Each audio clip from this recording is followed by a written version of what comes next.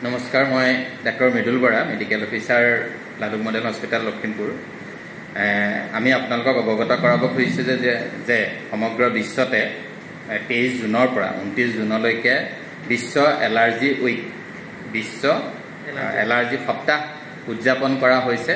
সজাগতা ৰাইজৰ মাজত এলাৰ্জি সম্পৰ্কে সজাগতা অনাৰ কাৰণে এইবাৰৰ মটটো হ'ল, এইবাৰৰ বাৰ্তাটো হ'ল let us not ignore the symptom of allergy. আমি এলাৰ্জিৰ চিম্পটমসমূহক, লক্ষণসমূহক আমি অৱহেলা নকৰোঁ আহক। অৰ্থাৎ এলাৰ্জিৰ লক্ষণসমূহ দেখা পোৱাৰ লগে লগে আমি বিশেষজ্ঞ চিকিৎসকৰ, এলাৰ্জি বিশেষজ্ঞৰ ওচৰলৈ গৈ পেলাই যাতে আমি চিকিৎসা গ্ৰহণ কৰোঁ, সেইকাৰণে এই সপ্তাহটো উদযাপন কৰা হৈছে, সকলোকে সজাগ কৰিবৰ কাৰণে।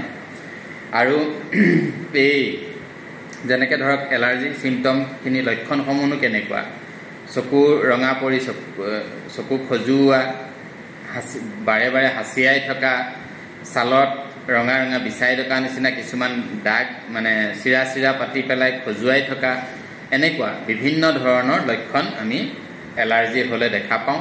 এই লক্ষণসমূহ হোৱাৰ লগে লগে আমি অৱহেলা নকৰি তৎক্ষণাত বিশেষজ্ঞ এলাৰ্জি চিকিৎসকৰ ওচৰলৈ গৈ ইয়াৰ চিকিৎসা ল'ব লাগে।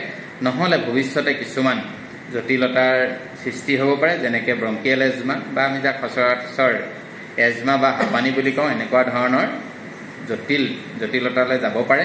গতিকে সকলোকে আমি এই সপ্তাহটোৰ লগত সংগতি ৰাখি আপোনালোকে যাতে আপোনালোকৰ ওচৰ পাজৰৰ সকলোকে এলাৰ্জি সম্পৰ্কে সচেতনতা, এৱেৰনেছ ক্ৰিয়েট কৰে, মানে সৃষ্টি কৰে, সেইবাবে আপোনালোকলৈ আমি আহ্বান জনাইছোঁ। ধন্যবাদ।